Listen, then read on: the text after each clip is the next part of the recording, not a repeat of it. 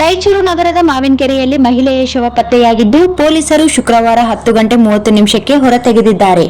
ಮೃತ ಮಹಿಳೆ ನಗರದ ಮಕ್ತಲ್ ಪೇಟೆಯ 55 ವರ್ಷದ ರೇಣುಕಾ ಅಂತ ಗುರುತಿಸಲಾಗಿದೆ.